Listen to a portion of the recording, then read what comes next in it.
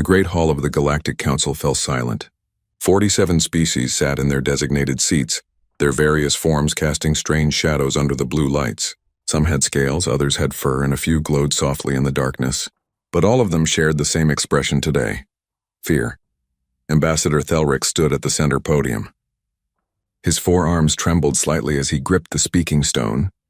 His kind, the Xanthari, looked like giant mantises from Earth's history books. Their green exoskeletons usually shimmered with confidence, but today, Thelric's looked dull and tired. "We are losing," he said simply. His translator made the words sound flat and emotionless, but everyone could hear the desperation behind them. "The Vrex Collective has destroyed the Kepler Gate defense fleet. 80% casualties. They are coming for our core worlds now." Murmurs spread through the hall like wildfire. Some delegates clicked their mandibles in distress.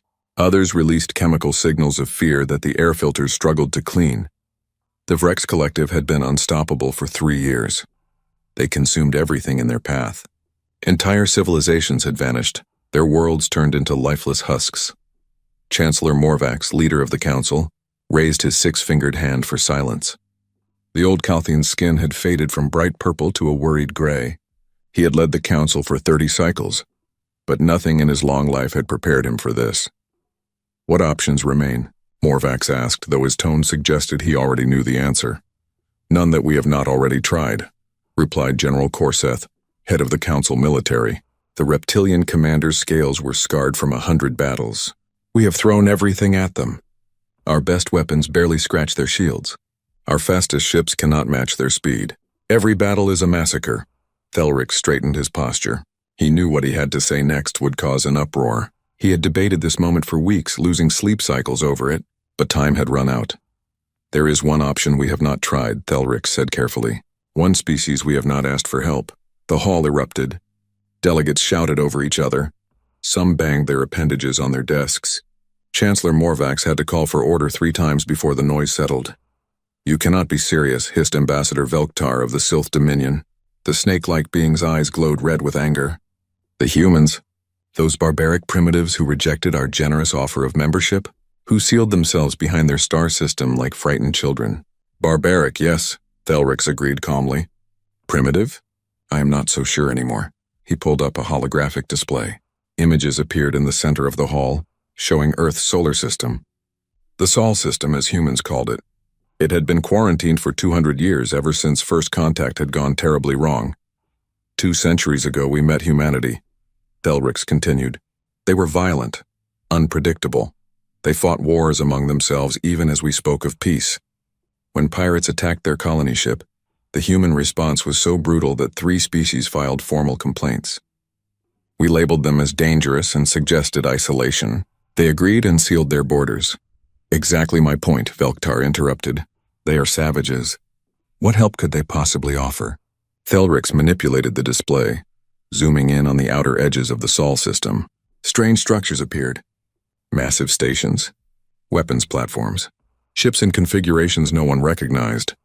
"Our long-range scouts have detected unusual activity," Thelric explained. "Humanity has not been idle during their isolation. They have been building, developing. There are rumors, whispers from traders who venture too close to their borders, stories of weapons that violate council laws, technologies we deemed too cruel to use." General Corseth leaned forward, his interest piqued. "What kind of weapons?" "We do not know the details," Thelric admitted. "But traders speak of human ships that move faster than anything we have built, of kinetic weapons that strike with the force of small stars, of artificial intelligences that guide swarms of drones. All things our ethics committees banned centuries ago." The hall fell silent again. This time it was a different kind of silence. Not fear of the Vrex, but uncertainty about humanity. Chancellor Morvax spoke slowly. "You suggest we invite the wolves to save us from the tigers?" "I suggest we have no other choice," Thelric replied. "The Vrex will reach our core worlds in 3 months. Perhaps less. If we do nothing, we will be extinct in a year. If humans are as dangerous as we fear, then perhaps that is exactly what we need." The debate lasted for hours. Some delegates argued passionately against involving humanity. Others reluctantly agreed that desperate times called for desperate measures. In the end, the vote was close.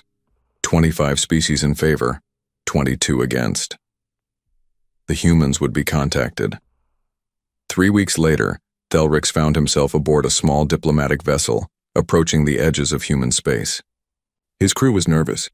The last ship that crossed this boundary without permission had been vaporized instantly. Thelrix sent the agreed-upon codes and waited. The response came within seconds. A voice speaking perfect galactic standard, crisp and professional. Zenthari vessel, this is Earth Defense Station 12. State your purpose. I am Ambassador Thelrix of the Galactic Council, he transmitted. I request an audience with your leaders. We require assistance in a matter of galactic security. There was a pause. Thelrix imagined humans on the other end, discussing whether to vaporize his ship or hear him out.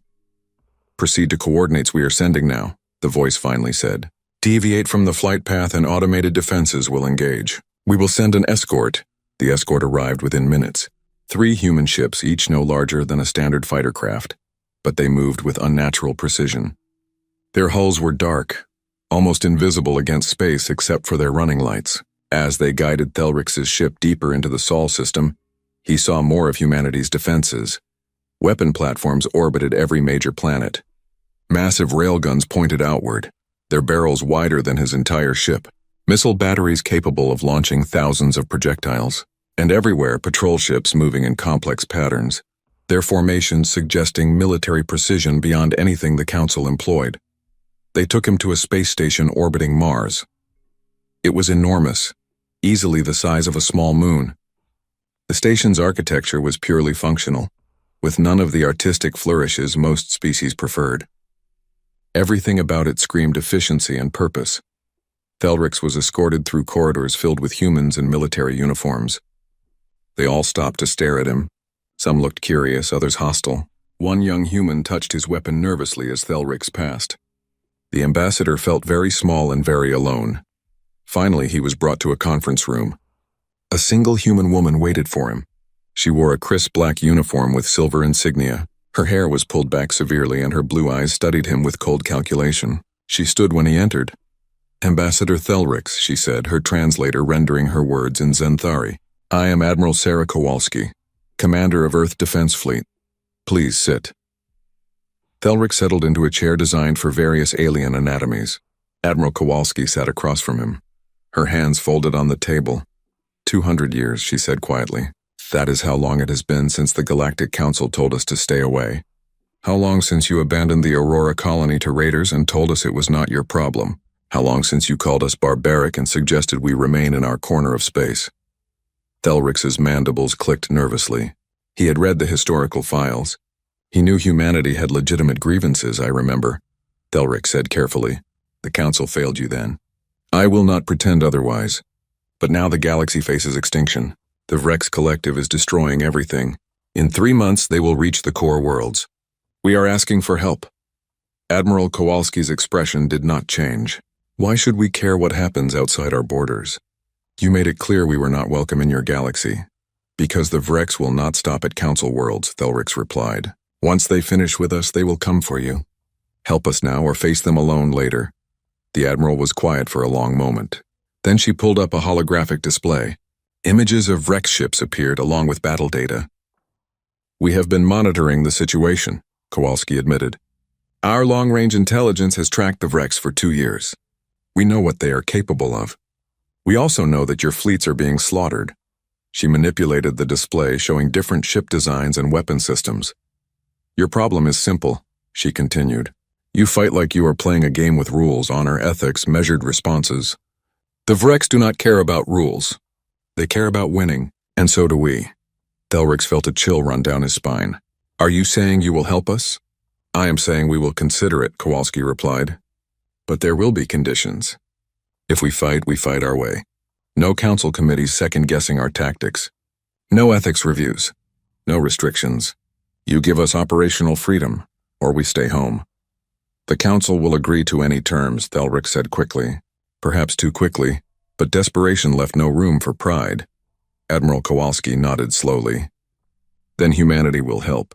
We will send our expeditionary fleet to your staging area. 50 ships, Thelrix's heart sank. 50. Admiral, the Vrex bring thousands of ships to each battle. The Council's remaining forces number only a few hundred vessels. 50 ships will make no difference. For the first time, Admiral Kowalski smiled. It was not a warm smile. Ambassador, you asked for our help because your fleets number in the thousands and are still losing. Perhaps numbers are not what matter. Perhaps 50 of our ships will be enough. Perhaps they will be more than enough. 2 weeks later, Thelric stood in the command center of the Council's primary staging ground. Around him, officers from dozens of species monitored displays and coordinated what remained of their military forces. Everyone was waiting for the human fleet to arrive. When the jump signatures appeared, the room fell silent. 50 ships dropped out of faster-than-light travel in perfect formation, but they were like nothing Thelric had ever seen. Council ships were elegant with smooth curves and artistic designs. Human ships were brutal. Angular hulls covered in armor plating, massive weapon mounts bristling with railguns and missile pods. No decorations, no wasted space, pure function. General Corseth approached Thelric, staring at the display. The old general's scales had gone pale. "Those are warships," Corseth whispered. "True warships. Not exploration vessels with weapons added. Not diplomatic cruisers modified for combat. Ships built from the hull up to kill." Admiral Kowalski's face appeared on the main view screen. Behind her, Thelric could see a command bridge filled with human officers working at their stations with focused intensity. "This is Admiral Kowalski of the Earth Defense Fleet," she announced. "We are ready to receive mission briefing and tactical data." Chancellor Morvax himself appeared on another screen. The old Calthene looked even more tired than before. "Admiral Kowalski, on behalf of the Galactic Council, we thank you for coming. We hope your 50 ships will make a difference." Kowalski's expression remained neutral. "Chancellor, these are not all of our ships. These are merely what we felt comfortable sending away from home defense. We have 500 more ships in Sol system. This is just our expeditionary force." The command center erupted in shocked murmurs. 500 ships in reserve. Humanity had built a fleet larger than most council members combined, and no one had known. Thelric looked at the human warships on his display, at their brutal efficiency and obvious purpose. For the first time since the war began, he felt something other than despair. He felt a tiny spark of hope, and beneath that hope a different emotion, one that made his mandibles click nervously. Fear. Not fear of the Vrex. Fear of what the humans might do once this war was over. Admiral Sarah Kowalski stood on the bridge of the EDS Prometheus, watching as council officers toured the human warships. Their reactions were predictable: confusion, awe, sometimes fear. She had seen it all before during the inspection period. The council delegation had arrived 3 hours ago. They came aboard with scanning equipment and data tablets, determined to understand the technology that humanity had developed in isolation. What they found confused them more than it enlightened them. A Calthene engineer named Vextel approached Kowalski. His purple skin flushed darker with frustration. He held up a portable scanner that beeped erratically. "Admiral, we cannot identify half the systems on this vessel," Vextel said through his translator. "Your power generation reads as fusion, but the output levels are impossible for that technology. Your propulsion system uses quantum entanglement for faster-than-light travel, which should not work according to established physics. And these weapons..." He gestured helplessly at a nearby display. "We have no classification for them at all." Kowalski allowed herself a small smile. "Engineer Vextel, humanity has had 200 years to develop without interference. We took paths your council's ethics committees would never have approved. That is why our technology looks alien to you, because it is built on different principles. But the laws of physics are universal," Vextel protested weakly.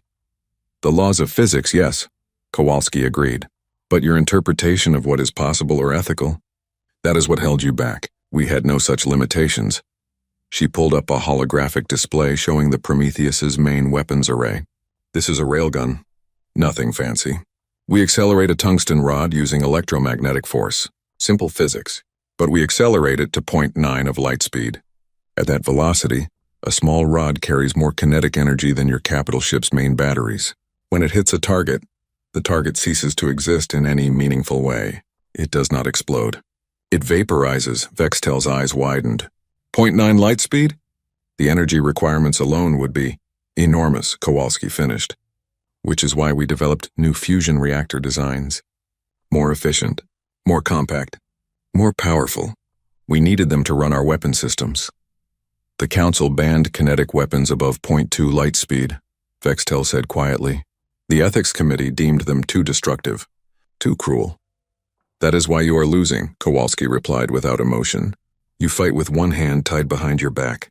You wage war like it is a gentleman's duel with rules and honor. The Vrex wage war like a natural disaster. They do not care about your rules. Neither do we. She switched the display to show another weapon system. These are antimatter torpedoes. Each one carries a gram of antimatter suspended in a magnetic containment field. When the field collapses on impact, matter and antimatter annihilate each other. The explosion is equivalent to 20 kilotons. We carry 500 per ship. Vexatel made a choking sound. Antimatter weapons were banned 300 years ago. The devastation they cause is precisely what we need against the Vrex, Kowalski interrupted. Engineer, I understand your shock. Your species has rules about warfare because you view it as a last resort, something to be avoided if possible, and conducted with restraint when necessary.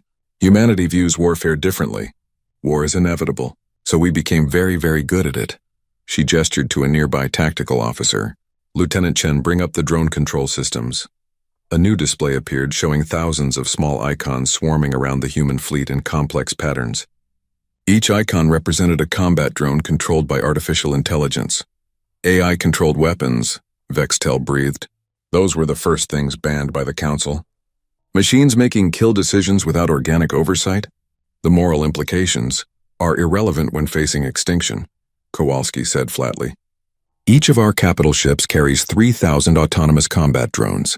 They coordinate with each other, share targeting data, adapt to enemy tactics in real time, and make decisions faster than any organic crew could.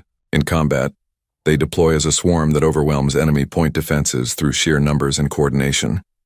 She zoomed in on a single drone's specifications. Each drone carries enough explosive power to cripple a frigate. They are designed to kamikaze into high-value targets. We lose thousands in every major battle. That is acceptable because we can manufacture them quickly and they do not require crew. Vexatel was silent for a long moment, staring at the displays. Finally, he spoke in a quiet voice. You built an automated war machine. Yes, Kowalski confirmed. We built it to fight other humans. We fought brutal proxy wars across the Sol system for 50 years. Mars against Earth, the Belt against the inner planets, Europa's colonies against Titans. We killed millions of each other. We developed these weapons to kill our own kind. And then we realized how stupid that was and unified. But we kept the weapons. We kept building. Because we knew that someday, someone out there might threaten us, and we would be ready. A voice interrupted from across the bridge. Admiral, Ambassador Thelrix is requesting to speak with you. Kowalski nodded. Put him through. Thelrix's insectoid face appeared on the main screen. Even through the alien features, Kowalski could read his nervous energy. Admiral Kowalski, I have just received word from Council Intelligence. The Vrex are massing a major fleet near the Proxima Secundus system. They are preparing to attack within 48 hours. The world has 7 billion inhabitants. We are evacuating as many as we can, but most will not escape in time. Kowalski's expression hardened. What forces does the Council have in that sector? 200 ships, Thelrix replied. Everything we could spare. But intelligence estimates the Vrex fleet at 3,000 vessels. It will be a slaughter. We are asking for your help. Our help? Kowalski repeated. Ambassador, we have barely integrated with your command structure. Our officers do not know your protocols. Our ships have not trained with yours. You want us to jump into a battle we have not prepared for? I am asking you to save 7 billion lives, Thelrix said quietly. I know it is not ideal. I know the odds are terrible. But if humanity is as capable as you claim, agreed, Thelrix said immediately. Kowalski was silent for exactly 3 seconds. Then she turned to her communications officer. Lieutenant, signal all human vessels. Full battle alert. We jump to Proxima Secundus in 30 minutes. Tell them to prepare for hostile engagement. She looked back at Thelrix. Ambassador, we will be there. But understand this. We fight our way. No council oversight. No questions about our tactics. No after-action ethics reviews. We go in, we destroy the Vrex fleet, we leave. Agreed? Agreed, Thelrix said immediately. Thank you, Admiral. The people of Proxima Secundus thank you. The screen went dark. Kowalski turned to her crew. They were already moving, each officer performing their tasks with practiced efficiency. This was what they had trained for. what humanity had prepared for across 2 centuries of isolation. XO status report, Kowalski ordered. Commander Marcus Webb, her second-in-command, pulled up fleet readiness displays. All vessels reporting green across the board, Admiral. Reactors at maximum output. Weapon systems charged. Drone bays loaded and ready. The fleet can jump on your command. How long until Council forces are ready? Kowalski asked. They estimate 6 hours to prepare their fleet for combat operations, Webb replied. Kowalski shook her head. 6 hours to prepare for battle. No wonder they are losing. Send them our jump coordinates. Tell them to catch up when they can. We are not waiting. Admiral, jumping in without support, Webb began. Is exactly what we need to do, Kowalski interrupted. The Vrex will not expect us. They have never faced human weapons. We hit them hard and fast while they are still figuring out what hit them. By the time Council forces arrive, the battle will already be decided. Webb nodded sharply. Aye, Admiral. Kowalski walked to the center of the bridge, standing in front of the main view screen. Around her, the crew worked at their stations, their faces showing the calm focus that came from years of training. These were not green recruits. Every person on this bridge had seen combat. Every person knew what was coming. All vessels report ready for jump, Admiral, the navigation officer announced. Kowalski took a deep breath. This was it, the moment humanity revealed itself to the galaxy, not as the barbaric isolationists the Council remembered, but as something far more dangerous, a species that had turned warfare into an art form. Execute jump, she ordered. Take us to war. The 50 human warships vanished from Council space in synchronized flashes of light. Behind them, panicked Council officers scrambled to prepare their own forces. They had no idea what they were about to witness. None of them understood that the human fleet was not rushing to join a desperate defense. They were rushing to demonstrate exactly why humanity should never have been isolated, why keeping them locked away from the galaxy had been a mercy, not for humanity, for everyone else.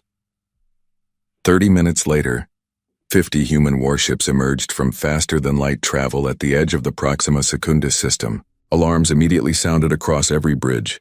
Sensors confirmed Vrex fleet presence, Lieutenant Chen reported, counting 2,943 vessels. They are in attack formation around the planet, reading multiple weapon signatures consistent with planetary bombardment preparations. Kowalski studied the tactical display. The Vrex fleet was enormous, a dark swarm surrounding the blue-green world below. Already the first bombardment strikes were falling on the planet's surface. Mushroom clouds bloomed across cities. Millions were dying every second. Distance to enemy fleet? Kowalski asked calmly. 7 million kilometers and closing. We are on intercept course at 0.3 light speed. Status of Council forces? 200 Council ships detected. They are engaging the Vrex but taking heavy casualties. Down to 180 ships and falling fast. Kowalski nodded slowly. As expected, the Council forces were brave but outmatched. They would all be dead within an hour. Do the Vrex know we are here? She asked. Their long-range sensors should have detected us, but they have not altered formation or diverted forces. They appear to be ignoring us, Commander Webb grunted. 50 ships against 3,000. They probably think we are reinforcements for the Council. Not worth their attention. They are about to learn differently, Kowalski said quietly. Weapons, charge all railguns to maximum yield. Antimatter torpedoes, load full complement. Drone bays, prepare for mass deployment. Defensive systems to full power. All systems charging, Admiral, the weapons officer reported. We will be in effective range in 2 minutes. Communications fleet-wide channel. Channel open, Admiral. Kowalski's voice went out to every human ship in the fleet. 50 captains and thousands of crew members heard her words. This is Admiral Kowalski to all vessels. We are about to engage an enemy fleet that outnumbers us 60 to 1. They have never faced human weapons. They do not know what we are capable of. They think we are just another group of Council ships rushing to die bravely. We are going to teach them the error of that assumption. She paused, letting her words sink in. 200 years ago, the galaxy told us we were too violent, too dangerous, too barbaric. They feared what we might do if we were unleashed. Today, they invited us back. They asked for our help. So let us show them exactly what they were afraid of. Let us show the Vrex why humanity is something to fear. Another pause. Execute protocol hammer. All vessels, weapons free. Fire at will. The human fleet accelerated directly toward the Vrex armada. They did not slow down. They did not deploy in defensive formations. They charged like ancient cavalry, engines burning at maximum thrust, closing the distance at 0.3 light speed. The Virex finally noticed them. Alerts spread through the enemy fleet as sensors picked up unusual energy signatures. The human ships were not like Council vessels. Their power outputs were wrong. Their weapons configurations were unrecognizable. Their approach was suicidal. Fleet Commander Vormak of the Vrex Collective watched the human ship's approach on his tactical display. His species had evolved from pack hunters on a harsh world. They understood violence in a primal way. They had conquered 67 civilizations through sheer brutality and overwhelming force. Nothing frightened them, until today. Something about these new ships made Vormak's combat instincts scream warnings. They moved wrong, accelerated wrong. Their formations suggested purpose and calculation that felt familiar in a disturbing way. Like looking into a mirror and seeing something predatory staring back. "Destroy them," Vormak ordered. "All forward batteries, target those ships. I want them eliminated before they reach effective weapons range." 300 Vrex warships opened fire simultaneously. Energy beams and plasma torpedoes streaked across space toward the human fleet. It was enough firepower to vaporize a planet's surface. It should have annihilated the 50 human ships instantly. The weapons struck the human shields, and nothing happened. Kowalski watched as the Vrex barrage hit her fleet. The shields flickered, turning white-hot for a moment, then returned to normal. The quantum-hardened ablative shields distributed the energy across multiple dimensions, shunting most of it away harmlessly. "Shield status," she said calmly. "Shields holding at 97%, Admiral. Enemy weapons are ineffective. Range to targets? Entering effective range in 5 seconds. Kowalski's hands gripped the arms of her command chair. Fire. 50 human warships unleashed hell. The railguns fired first. Tungsten rods, each weighing 50 kilograms, accelerated to 0.9 light speed. They crossed the remaining distance in fractions of a second. When they hit Vrex ships, physics took over. The kinetic energy converted instantly to heat and light. Vrex warships did not explode. They did not break apart. They simply ceased to exist, vaporized in microseconds by the relativistic impacts. 200 Virex vessels vanished in the first salvo. Before the Virex fleet could even process what happened, the second wave hit. Antimatter torpedoes streaked through space, their magnetic containment fields barely containing the deadly cargo. They detonated in the densest parts of the Vrex formation. Each explosion created a miniature sun, the matter-antimatter reactions releasing more energy than Vrex shields could possibly absorb. Ships within 500 kilometers of each detonation were instantly destroyed. Ships within 1,000 kilometers were crippled by radiation and electromagnetic pulses. 800 more Vrex ships died in nuclear fire. Then came the drones. 50,000 autonomous combat units poured from the human fleet, like angry insects from a disturbed hive. They moved in perfect coordination, their AI minds communicating at the speed of light, sharing targeting data, identifying priorities, adapting to Vrex defensive patterns in real time. The Vrex point defense systems opened fire desperately. They destroyed hundreds of drones, then thousands. But for every drone destroyed, 10 more slipped through. The drones were small, fast, and smart. They jinked and weaved, used destroyed ships as cover, coordinated their approaches to overwhelm individual targets.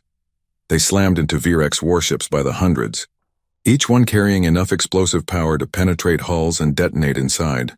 Capital ships shuddered as dozens of drones impacted simultaneously, explosions tearing through their interiors, secondary detonations following as reactors and ammunition stores cooked off. Vormak watched in horror as his fleet disintegrated around him. They had engaged 50 enemy ships. 5 minutes ago, his fleet had numbered nearly 3,000 vessels. Now his tactical display showed fewer than 2,000, and the rate of losses was accelerating. "All ships, fall back," he ordered desperately. "Get us out of here." But the human fleet was not done. They had closed to point-blank range now, moving through the Vrex formation like sharks through a school of fish. More railgun shots, more torpedoes, more drones. The slaughter continued without pause. Council forces, watching from the edges of the battle, sat in stunned silence. Their sensors showed impossible things. Human ships moving at speeds that should tear them apart. Weapons hitting with force that violated energy conservation laws. Drone swarms exhibiting intelligence that made their own AI seem primitive. And everywhere, Vrex ships dying, vaporizing, exploding, breaking apart. The mighty Vrex collective, terror of the galaxy, was being systematically annihilated. Not defeated, annihilated. The battle, if it could even be called that, lasted exactly 5 minutes and 43 seconds from first human railgun shot to the last Vrex ship either destroyed or fleeing. 3,000 Vrex vessels entered the battle. 2,891 were destroyed. 109 escaped, their faster-than-light engines engaging in full retreat. Human casualties, 0. Ammunition expended, 23%. Admiral Kowalski stood on her bridge, watching the debris field that had been the Vrex fleet. Small pieces of wreckage tumbled through space, glowing from residual heat. A few escape pods drifted aimlessly, their occupants broadcasting desperate surrender signals. Status of the planet, she ordered. Bombardment has ceased. Preliminary scans indicate heavy damage to 3 major cities. Estimated casualties in the millions, but the remaining 7 billion inhabitants are safe. Kowalski nodded slowly. Contact the Council fleet. Inform them that the Vrex have been eliminated. They should proceed with evacuation and relief operations. Admiral, Commander Webb said quietly, we just destroyed an entire fleet. The Council forces saw everything. They are going to have questions.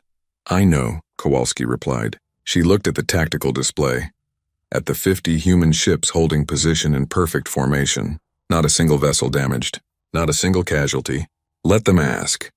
We did what they could not. We saved those people down there. If the Council has a problem with our methods, they should not have asked for our help. On the main view screen, incoming transmissions started flooding in from Council ships. Requests for information, demands for tactical data, questions about human casualties, confusion about what they had just witnessed. Kowalski ignored them all. She had one more message to send. Communications, tight beam transmission to Earth. Tell command that first contact with the Vrex is complete. The enemy has been engaged and defeated with minimal resource expenditure. We await further orders. Message sent, Admiral. Kowalski sat back in her command chair. The easy part was over. The battle was won. Now came the difficult part. Explaining to the galaxy exactly what humanity had become during their 200 years of isolation, and dealing with the inevitable question that would follow. If humans could do this to the Vrex, what could they do to everyone else? The silence in the Council Command Center was absolute. Officers from 47 species stood frozen at their stations, staring at displays that showed impossible things. The Vrex fleet, 3,000 strong, had been annihilated in under 6 minutes. The human fleet of 50 ships sat undamaged among the debris field. Ambassador Thelrix felt his legs give out beneath him. He collapsed into his chair, mandibles clicking uncontrollably. His mind struggled to process what his eyes had seen. The math was simple but terrifying. 3,000 enemy ships destroyed, 50 human ships untouched. It was not a battle. It was an execution. General Korzeth approached slowly, his clawed hand gripping the back of Thelrix's chair for support. The old general's scales had gone completely gray with shock. What are they? Korzeth whispered. What in the name of the ancestors are they? Before Thelrix could respond, Admiral Kowalski's face appeared on every screen in the command center. Her expression was calm, almost bored, like she had just completed routine training exercises rather than the most devastating victory in recorded galactic history. Council Command, this is Admiral Kowalski, she said crisply. Vrex fleet has been eliminated. The planet Proxima Secundus is secure. Human forces are standing by for further orders. We have sufficient munitions remaining for 2 more engagements of similar scale. 2 more engagements. The words hung in the air like a death sentence. Humanity had barely used a quarter of their ammunition to destroy an entire Vrex armada. What could they do at full capacity? Chancellor Morvax finally found his voice. The old Kalthine's skin had turned almost white with shock. Admiral Kowalski, we thank you for your assistance. The people of Proxima Secundus owe you an enormous debt. But we must ask, what happened here? How did you achieve such a decisive victory? Kowalski's expression did not change. We engaged the enemy using standard human combat doctrine. Our weapons performed as designed. The Vrex fleet was destroyed. Is there something unclear about those facts, Chancellor? Admiral, Morvax said carefully, you destroyed 3,000 warships in less than 6 minutes. Your entire fleet suffered 0 casualties. This is unprecedented in the history of galactic warfare. We need to understand how this is possible. With respect, Chancellor, you need to understand that this is what war looks like when it is conducted properly, Kowalski replied. The Vrex were using outdated tactics and inferior weapons. We exploited those weaknesses. That is all. Thelrix leaned forward, his voice shaking. Admiral, your railguns achieved velocities we thought impossible. Your shields absorbed damage that should have vaporized your ships. Your autonomous drones displayed coordination beyond anything we have seen. This is not simply superior tactics. You possess technology centuries beyond anything in Council space. 200 years beyond, Kowalski corrected. That is how long you gave us to develop without interference. We used that time productively. A new voice cut into the channel. Cold, calculating. It came from one of the Council's science vessels. Admiral Kowalski, this is Research Director Malketh. I have been analyzing your weapon signatures. The kinetic energy of your railgun projectiles exceeds the theoretical maximum for electromagnetic acceleration. The antimatter reactions show containment efficiency that violates thermodynamic principles. Your faster-than-light drives leave quantum signatures that should not exist. How is any of this possible? Kowalski smiled slightly. Director Malketh, your theories assume certain limitations that we decided to challenge. Your laws of physics are correct. Your assumptions about what those laws allow? Not so much. That is not an answer, Malketh snapped. I am asking for... You are asking for information about human military technology, Kowalski interrupted. Information that humanity considers classified. If the Council wishes to understand our weapon systems, you can submit a formal request through diplomatic channels. I am sure our government will give it all the consideration it deserves. The implied refusal was clear. Humanity would not be sharing their secrets, not now, perhaps not ever. Chancellor Morvax raised a hand for calm. Admiral, we do not wish to create tension between our peoples. You have proven your capabilities beyond any doubt. The Galactic Council is grateful for your assistance. We are simply trying to understand our new allies. Understood, Chancellor, Kowalski replied. But the Council should also understand something important. We came here because you asked for help. We destroyed the Virex because it needed to be done. But we are not your military. We are not your weapons. We are an independent power offering temporary assistance. Do not mistake our cooperation for subordination. The command center fell silent again. Every species present understood the message. Humanity was not asking to join the Galactic Council. They were not seeking approval or integration. They were stating a simple fact. We are here. We are powerful. Deal with it. Thelrix made a decision. Someone had to bridge this gap before it became unbridgeable. Admiral Kowalski, may I come aboard your vessel? I would like to discuss the next steps in this campaign. Face to face, if you will permit it. Kowalski considered for a moment. Permission granted, Ambassador. Transmitting docking coordinates now. Come alone. 20 minutes later, Thelrix found himself back aboard the EDS Prometheus. The human crew eyed him with expressions ranging from curious to hostile. He could not blame them. 200 years of isolation, caused partly by the Council's treatment of humanity. That kind of resentment did not fade easily. Admiral Kowalski met him in the same conference room as before. This time, Commander Webb stood behind her. The XO's expression was carefully neutral, but Thelrix sensed the protective stance. These humans were loyal to each other. That much was clear. Ambassador Thelrix, Kowalski said, gesturing to a seat. You wanted to discuss next steps. What did you have in mind? Thelrix settled into the chair, trying to project calm despite his internal turmoil. Admiral, what happened today will change everything. The entire galaxy just watched humanity destroy the most feared military force in known space. Within hours, every major power will be analyzing that battle. Within days, they will be asking questions. Within weeks, they will be making decisions about how to respond to humanity's existence. Let them, Kowalski replied. Humanity is not seeking their approval. I understand that, Thelrix said carefully. But you must understand the position this puts the Council in. For 3 years, we have been losing a war of extinction. We begged humanity for help because we were desperate, and now in a single battle, you have proven that you could have ended this war at any time. You could have saved billions of lives, but you chose not to, because we isolated you 2 centuries ago. Kowalski's expression hardened. We chose not to intervene because it was not our war. The Vrex were your problem. You only made them our problem when you came asking for help. If you are looking for an apology for our delayed response, you will not get one.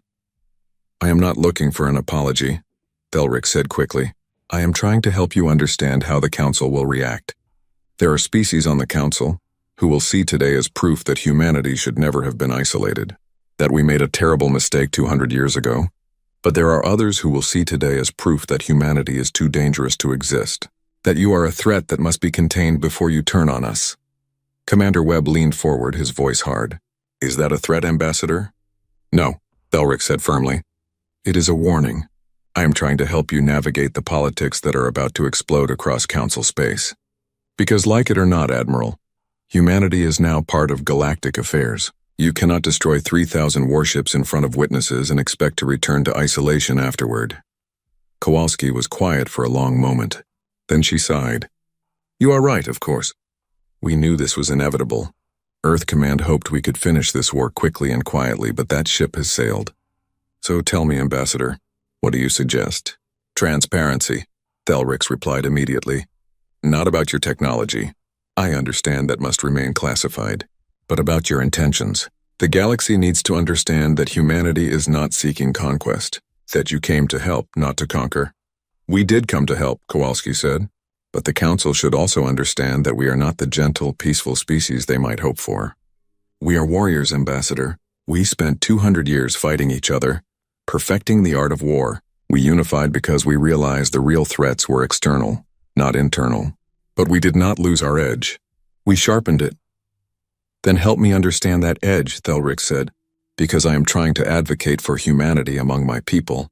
I am trying to convince them that you are potential allies, not future enemies. But I need to understand what drives you, what humanity wants from this galaxy. Kowalski stood and walked to the viewport. Outside, human warships hung in perfect formation against the stars. Beyond them, the blue-green curve of Proxima Secundus was visible, scarred but surviving. What does humanity want? She repeated quietly. 200 years ago, we wanted acceptance.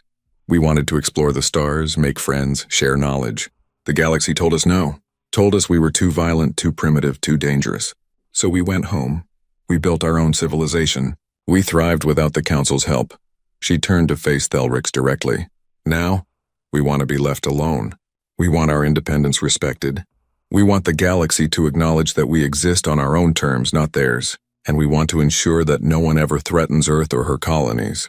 That is all.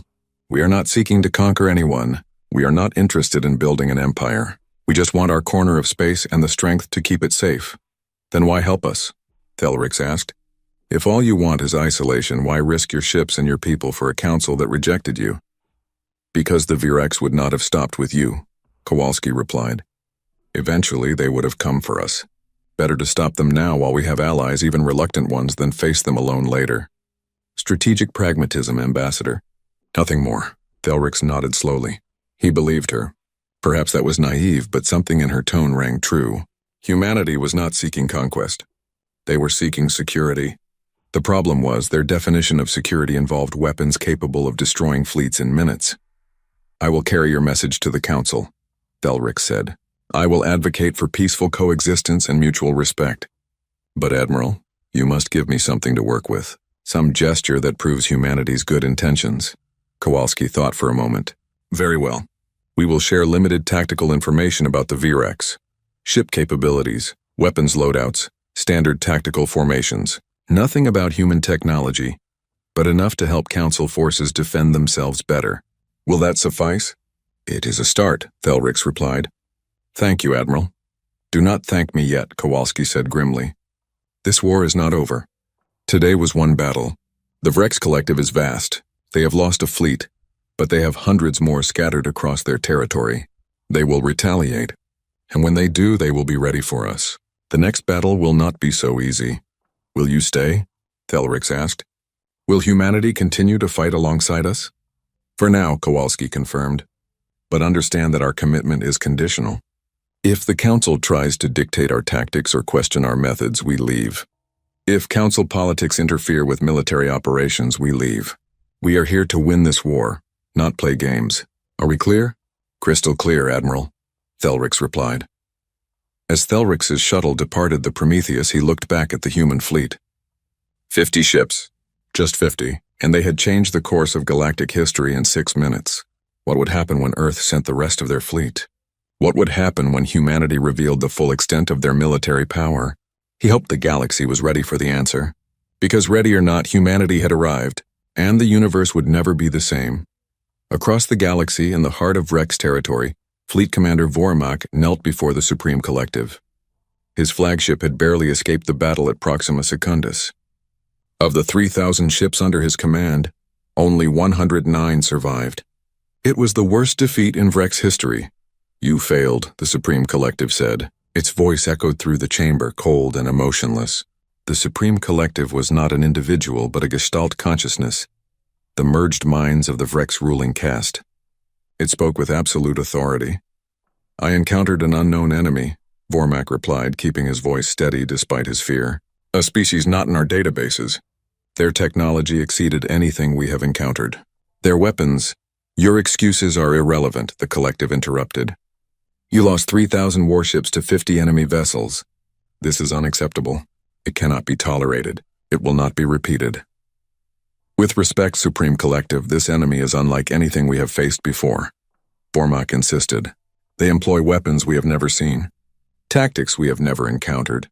They fight without honor, without restraint, without mercy. They fight like us," the Collective finished. "You are describing an enemy that fights like the Vrex. This intrigues us. Who are these warriors?" "They call themselves humans," Vormak replied. "From a species the Council isolated 200 years ago. Apparently the Council made a grave error in judgment." The Supreme Collective was silent for a long moment. When it spoke again, its tone had changed. Less angry, more curious. "Show us the battle data. Everything. We wish to understand this enemy." Vormak transmitted the recorded sensor logs from his surviving ships. The Collective analyzed them in seconds, its merged consciousness processing information faster than any individual mind could. "Fascinating," the Collective said. "Kinetic weapons at near-light speed. Antimatter warheads, autonomous combat drones, defensive shields of unknown design, and all of this deployed with tactical precision that suggests extensive combat experience. These humans are worthy adversaries."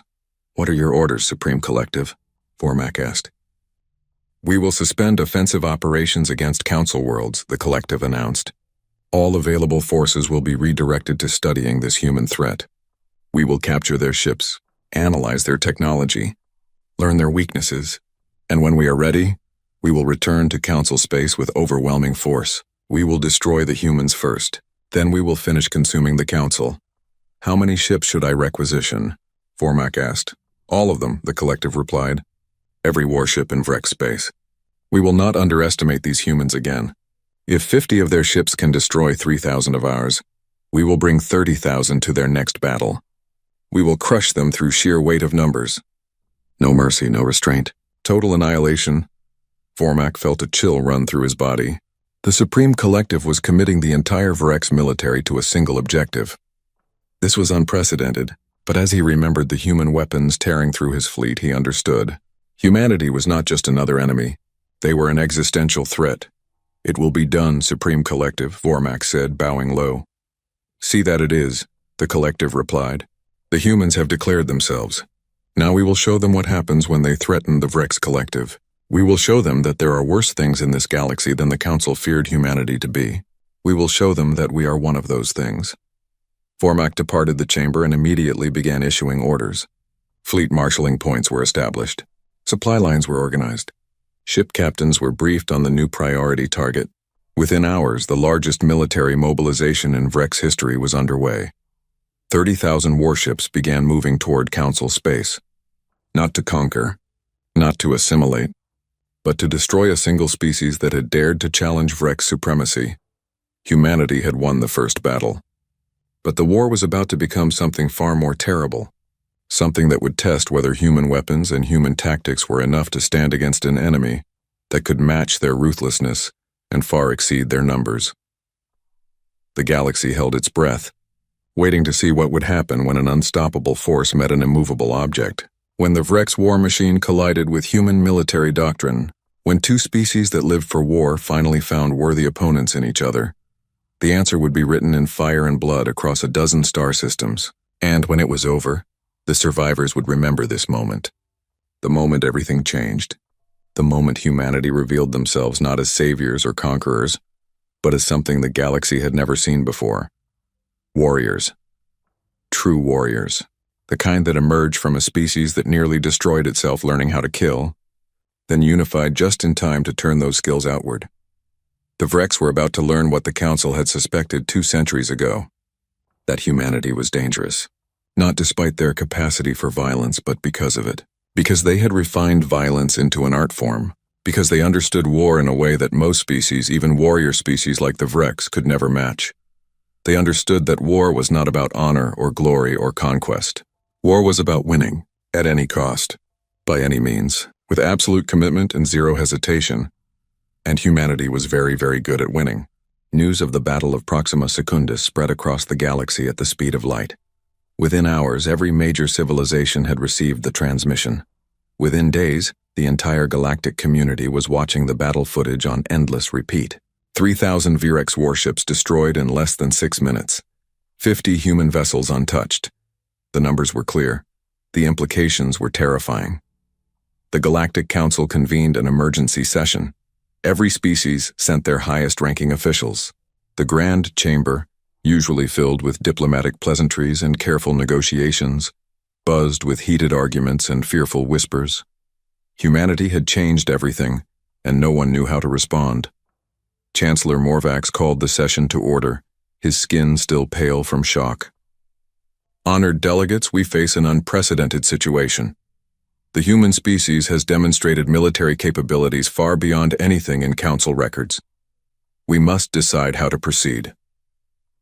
Ambassador Velktar of the Sylth Dominion rose first, his serpentine form coiling with agitation. What is there to decide, Chancellor? We invited monsters to save us from predators. Now we must deal with the consequences. The humans are too dangerous to exist freely. They must be controlled or eliminated before they turn on us. The chamber erupted in shouts. Some delegates agreed. Others protested. The noise reached deafening levels before Morvax restored order. Ambassador Velktar, humanity just saved 7 billion lives on Proxima Secundus, countered Representative Daxtal of the Hanari Collective. The bird-like delegates' feathers ruffled with indignation. They came when we asked. They fought when we needed them. They asked for nothing in return. How does this make them monsters? They destroyed 3,000 ships without breaking a sweat, Velktar hissed. They possess weapons we cannot comprehend. They follow no laws we recognize. Today they fight the Vreks. Tomorrow, what prevents them from turning those weapons on us? Common sense, said a new voice. Ambassador Thelrix stepped forward, his mandibles clicking nervously but his posture determined. I have spoken with Admiral Kowalski. I have toured their ships. I have seen their capabilities firsthand. And I can tell you that humanity is not interested in conquest. They want security. Nothing more. You trust their words? Velktar scoffed. Ambassador Thelrix, you have been compromised by your interactions with them. You see them as saviors because they arrived when you were desperate. But I see them for what they are. A threat to everything the Council stands for. The Council stands for unity and mutual protection, Thelrix replied calmly. How is accepting humanity's help against that? Because they did not help us, Velktar snapped. They demonstrated their superiority. They showed us that everything we built, every ship we designed, every tactic we developed, is worthless against their technology. They humiliated us while pretending to help us. Chancellor Morvax raised his hand for silence. This debate is not productive. We need information, not speculation. I have invited human representation to this session. They will address our concerns directly. The main doors opened. Admiral Sarah Kowalski entered the chamber, flanked by 2 human officers. She wore her dress uniform, black with silver insignia, and walked with military precision. Every eye in the chamber followed her as she approached the central podium. Admiral Kowalski, Morvax said formally, thank you for accepting our invitation. The Council has questions about the recent battle and humanity's role in this conflict. I am here to answer them, Chancellor, Kowalski replied. Her voice was steady, professional, showing none of the tension that filled the room. Velktar did not wait for formal protocols. Admiral, explain to this council how humanity developed weapons that violate every technological limitation we have established. Explain how 50 ships destroyed 3,000. Explain how you possess capabilities that should not exist. Kowalski turned to face the Serpentine ambassador directly. Ambassador Velktar, humanity developed our technology through 2 centuries of research and development. We had no council oversight limiting our innovations, no ethics committees declaring certain avenues of research off limits. We pursued every possible advantage because we knew the universe was dangerous. The Battle of Proxima Secundus proved we were correct. You pursued forbidden technologies, Velktar accused. Antimatter weapons, artificial intelligence warfare, near-light kinetic bombardment. These were all banned by council law for good reason. Banned by laws we never agreed to, Kowalski pointed out. Ambassador, humanity is not a council member. We are not bound by your regulations. You invited us to help with the Vrex, we helped. If you have complaints about our methods, perhaps you should have been more specific in your request. Representative Daxtal spoke up. Admiral, I believe Ambassador Velktar is expressing a concern shared by many. Not that you broke our laws, but that your capabilities far exceed anything we can match. This creates an imbalance of power that makes some species uncomfortable. I understand the concern, Kowalski acknowledged. But uncomfortable or not, the facts remain. Humanity possesses advanced military technology. We use that technology to defeat the Vrex. If the Council wishes to develop similar capabilities, that is your choice. But we will not handicap ourselves to make others feel better. What are your intentions? Asked Council Military Commander Korseth. The old general had been silent until now, observing carefully. Admiral, you have proven your strength. What do you want? Territory? Resources? Political power within the Council? We want none of those things, Kowalski replied. As I told Ambassador Thelrix, humanity's goal is simple. We want our independence respected. We want our territory left alone. We want to ensure that no external threat can harm Earth or her colonies. That is all. Then why fight for us? Korseth pressed. If you only care about your own security, why risk your people to save ours? Strategic pragmatism, Kowalski said. The Vrex would not have stopped with the Council. Eventually, they would have come for human space. Better to stop them now while we have potential allies than face them alone later. Additionally, this conflict allows us to field test our weapons and gather intelligence on major galactic threats. It serves multiple purposes. The brutal honesty of her answer shocked some delegates. Others nodded in understanding. At least the humans were not pretending their motives were purely altruistic. Chancellor Morvax leaned forward. Admiral Kowalski, the Council appreciates your assistance. But we need assurances. The galaxy needs to know that humanity will not use its power to threaten other species. Can you provide such assurances? No, Kowalski said bluntly. I can tell you that humanity has no current plans for conquest or aggression against Council members. I can tell you that we prefer peaceful coexistence. But I cannot guarantee anything beyond that. If another species attacks human territory, we will respond with overwhelming force. If anyone threatens Earth, we will destroy them. Those are not threats, Chancellor. Those are facts. The chamber fell silent. Her words were not diplomatic. They were not comforting. But they had the ring of absolute truth. Then what prevents the next war? Velktar demanded. What stops humanity from deciding that Council space would make nice colonies? What stops you from deciding that other species are threats that need eliminating? The same thing that stops any war, Kowalski replied. Mutual deterrence, cost-benefit analysis, common sense. Ambassador, we could conquer Council space if we wanted to. Our military superiority makes that clear. But why would we? We have everything we need in Sol system. We have no interest in governing alien populations or managing interstellar empires. War is expensive. Peace is profitable. We choose peace until someone forces us to choose war. Pretty words, Velktar muttered. But words are cheap. Then let me offer something more concrete, Kowalski said. Humanity is willing to enter into a mutual defense pact with the Galactic Council. We will commit to defending Council space from external threats. In return, the Council recognizes human sovereignty over Sol system and our colony worlds. We establish formal diplomatic relations. We share limited technological information that helps the Council defend itself without giving away classified military secrets. This creates a framework for peaceful coexistence based on mutual benefit. Thelrix's mandibles clicked excitedly. This was more than he had hoped for. A formal alliance between humanity and the Council would stabilize the entire region and give both sides reason to maintain peace. But Velktar was not convinced. And if the Council refuses this offer? What then? Kowalski's expression hardened. Then humanity finishes helping you defeat the Vrex, returns to Sol system and seals our borders. You will never see us again unless you come looking for trouble. We are offering partnership. If you refuse, we offer isolation. Those are the only two options. Chancellor Morvac stood, his aged body moving with surprising energy. The Council will need time to debate this proposal. But personally, Admiral, I support the idea of formal alliance. We have fought the Vrex for 3 years. We have lost millions. Humanity ended a major engagement in 6 minutes. That is the kind of ally we need.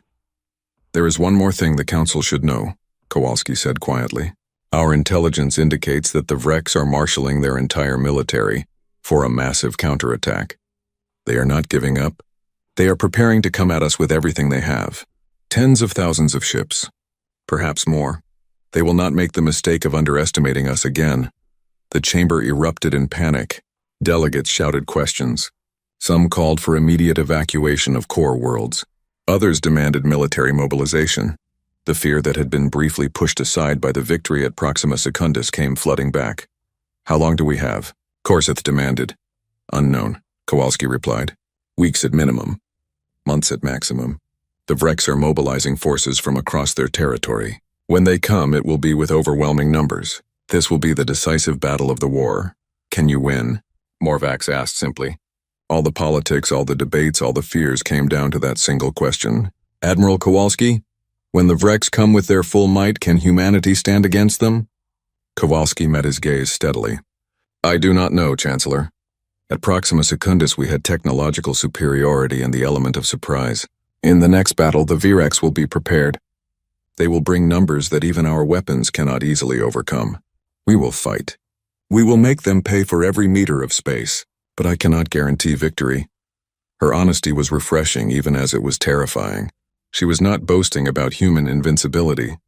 She was stating military reality. They were good, perhaps the best, but they were not gods. Then we fight together, Korseth said firmly. The old general rose to his feet, his scarred scales gleaming. If the Vrex are coming with everything, then the Council commits everything as well. Every ship, every weapon, every warrior. We combine our forces with humanity's. We make our stand together or fall together. Murmurs of agreement spread through the chamber. Whatever fears the delegates had about humanity, they feared the Vrex more. And if there was a chance that combining forces could win, they would take it. Chancellor Morvac looked around the chamber, gauging the mood. Is there a second to General Korseth's proposal? I second, Thelric said immediately. All in favor of full military alliance with humanity for the duration of the Vrex conflict? Hands, claws, tentacles, and various other appendages rose throughout the chamber. The vote was nearly unanimous. Only Velktar and a handful of others abstained. Then it is decided, Morvac announced. The Galactic Council formally allies with humanity.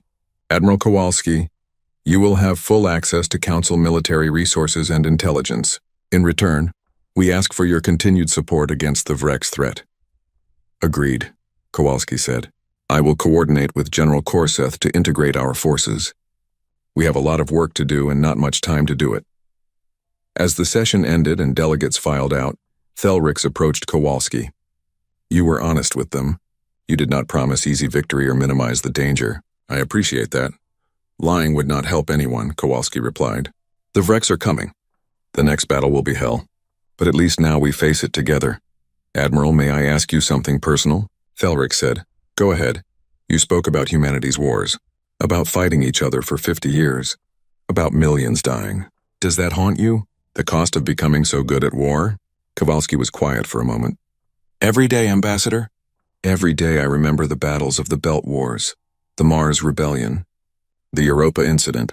I remember friends who died fighting other humans over resources and ideology and stupid pride. Yes, it haunts me. But it also taught us something important. That war between civilized species is the worst kind of waste, that we need to direct our capacity for violence outward, against real threats, not inward against each other. That lesson cost millions of lives. I will not let those deaths be meaningless. You carry a heavy burden, Thelrix observed. So do you, Kowalski replied.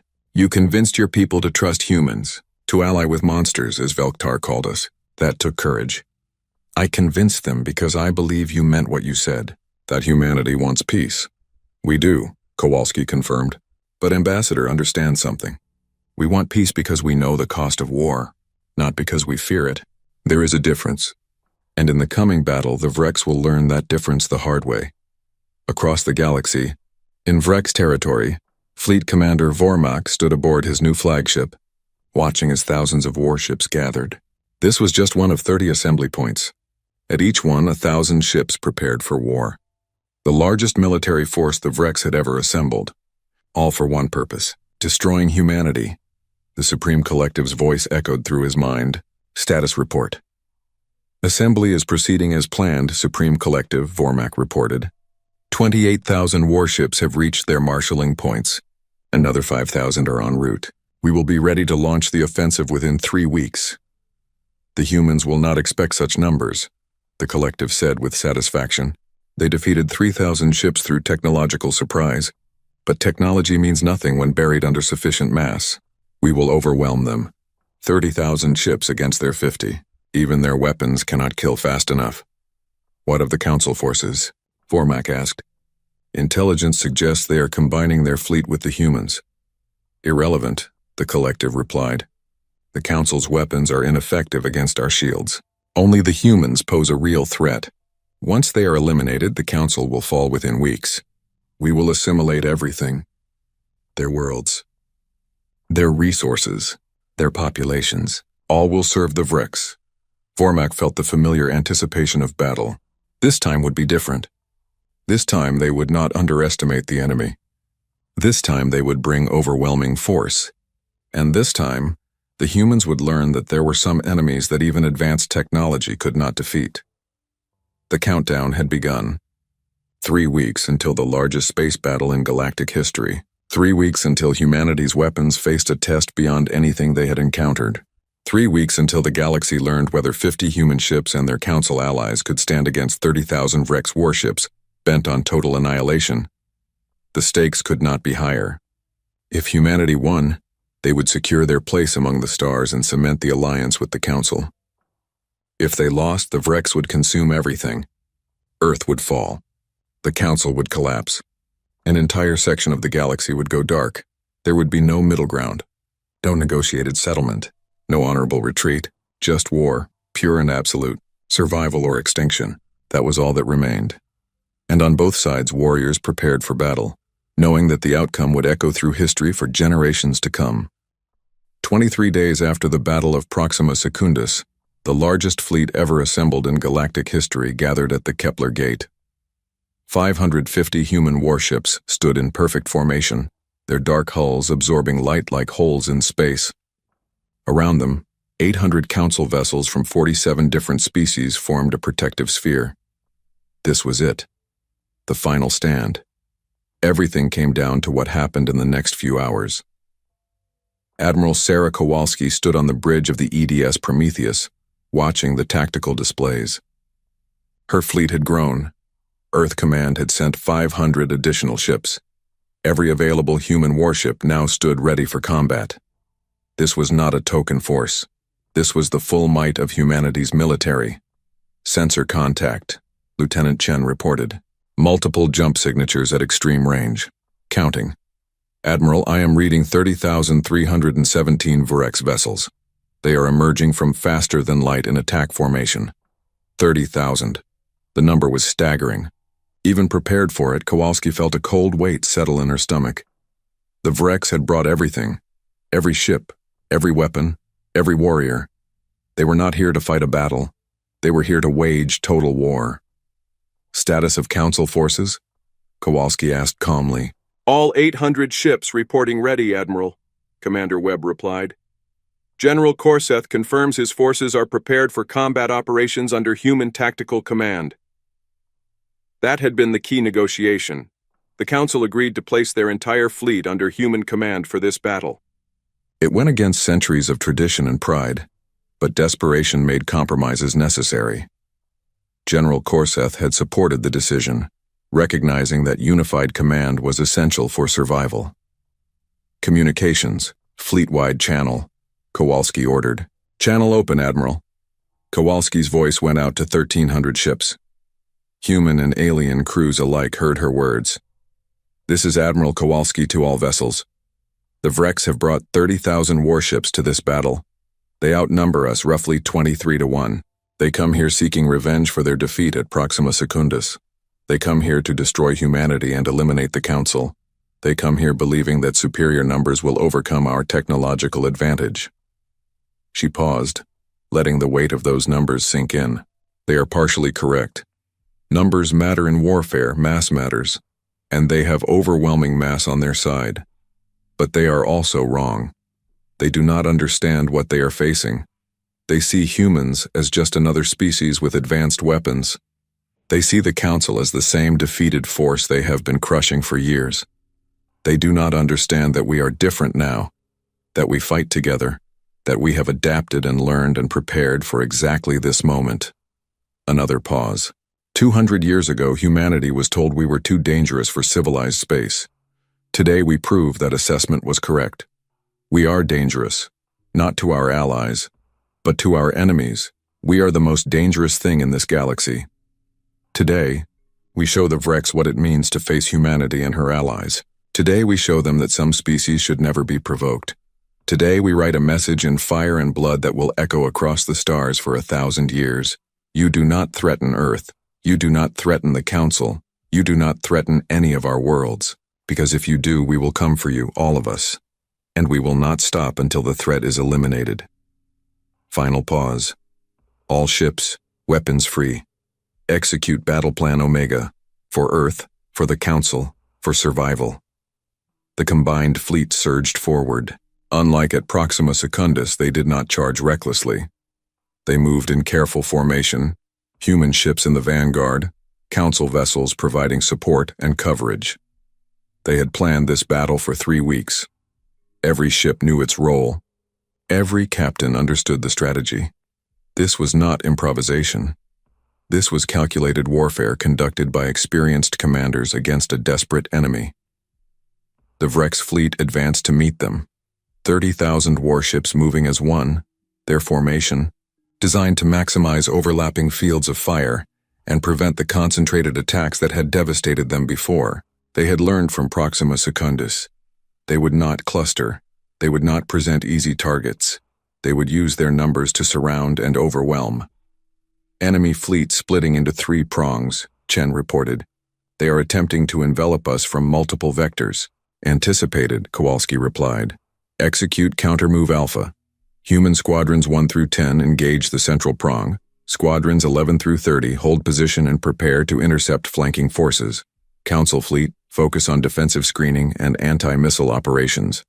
Orders flashed across 1,300 ships. The fleet shifted formation smoothly, adapting to Vreks movements with practiced precision. 3 weeks of integrated training showed in the coordination. Human and Council forces moved as a single organism, responding to threats before they fully materialized. The Vreks opened fire at maximum range. 30,000 ships unleashing plasma torpedoes and energy beams in a wave that lit up space like a second sun. The combined firepower was beyond calculation, enough to vaporize planets, enough to boil oceans, enough to kill gods. The human shields held, but barely. The quantum-hardened ablative shielding that had shrugged off Vreks weapons at Proxima Secundus now flickered and strained under the massed barrage. Warning alerts sounded across multiple bridges. Shield generators overheated. Power conduits strained. The sheer mass of incoming fire was too much for even human technology to completely dismiss. Shields down to 60%, Admiral, Webb reported. We cannot sustain this level of bombardment for long. We do not need to, Kowalski replied. Range to targets? Entering effective weapons range in 30 seconds. All human vessels, charge weapons to maximum. Prepare to fire on my mark. The 30 seconds felt like hours. Vreks fire continued to hammer the human fleet. 2 Council ships exploded as plasma torpedoes overwhelmed their inferior shields. 5 more sustained critical damage. But the humans held formation, absorbing punishment, waiting for their moment. Range achieved, Admiral. Fire. 550 human warships unleashed hell simultaneously. Railguns firing in synchronized salvos. Antimatter torpedoes launched in carefully calculated spreads. Drone swarms deploying by the 100,000. The amount of destructive energy released in that single moment exceeded the total output of many stars. The wreck's central prong simply ceased to exist. 8,000 warships caught in the cone of fire vaporized, crippled, or went spinning out of control with catastrophic damage. The humans had concentrated their fire rather than spreading it. They chose to annihilate one section of the Vrek's fleet completely, rather than damage all of it partially. Central prong eliminated, Chen reported with barely concealed awe. Enemy forces on flanks are adjusting formation. They are pulling back to regroup. Do not let them, Kowalski ordered. All squadrons pursue and engage. Keep them off balance. Do not give them time to coordinate a response.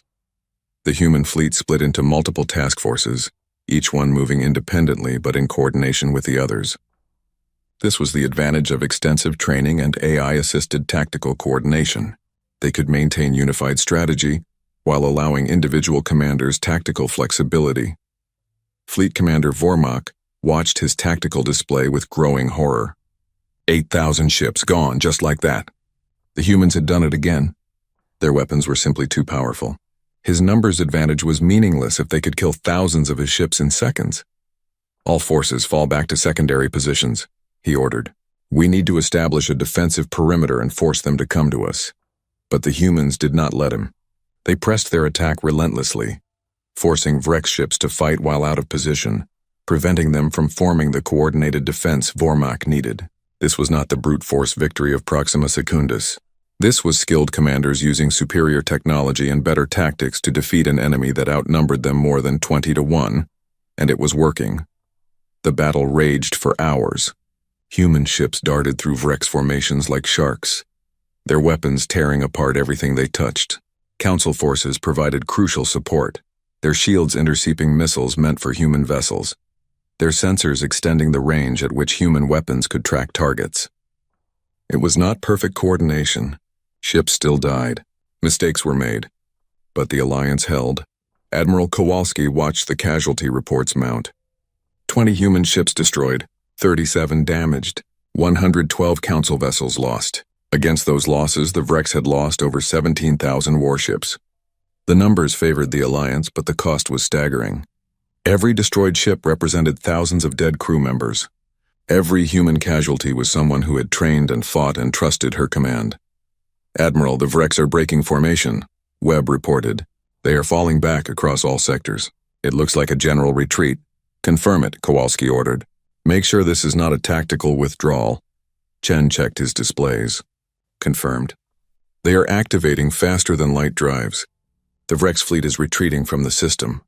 A cheer went up across multiple bridges. Human and council crews celebrated together. They had done it. They had faced 30,000 Vreks warships and won. The impossible victory was theirs. But Kowalski did not celebrate. She studied the tactical display, watching the remaining Vreks ships flee. 13,000 had escaped. 13,000 warships still existed. The Vreks were not destroyed.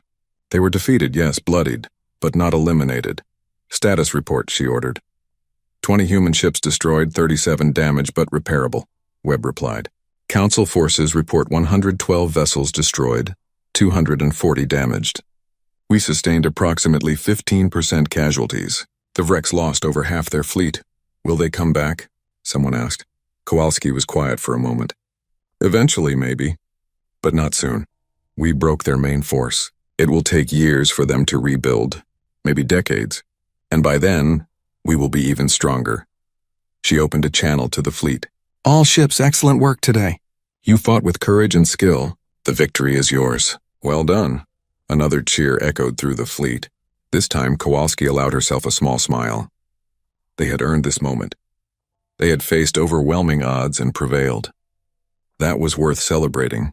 Ambassador Thelrix appeared on her view screen, his mandibles clicking with obvious joy. Admiral, on behalf of the Galactic Council, I thank you. You saved us. You saved all of us. We saved each other, Ambassador, Kowalski replied. Your ships fought bravely. Your people died alongside ours. This victory belongs to the Alliance, not just humanity.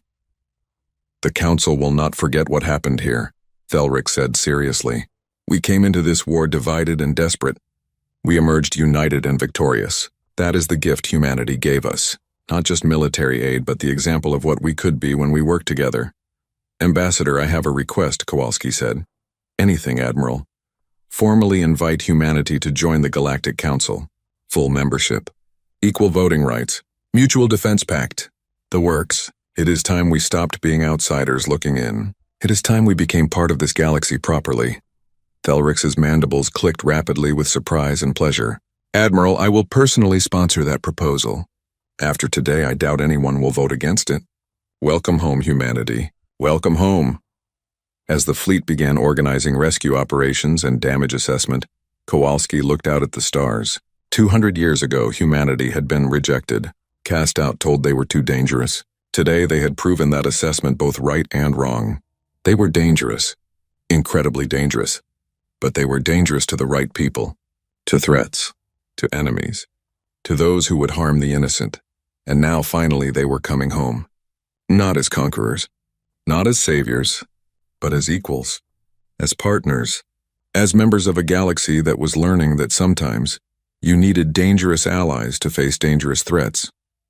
Her grandmother had been on the Aurora colony when it was abandoned. Kowalski had grown up hearing stories of how the Council turned its back on humanity when they needed help. That betrayal had shaped human policy for 2 centuries. But now she thought perhaps they could move past it. Perhaps the wounds could heal. Commander Webb, she said quietly. Yes, Admiral. Send a message to Earth. Tell them the war's over. Tell them we won. Tell them we are coming home. And tell them we are not alone anymore. Webb smiled. Aye, Admiral. It will be my pleasure. Across the galaxy, news of the battle spread even faster than before. 30,000 Virex warships defeated. The Alliance victorious. Humanity proven. The Council saved. Within days, the entire galactic community knew what had happened. Within weeks, the political landscape changed completely. Species that had been neutral suddenly wanted human technology.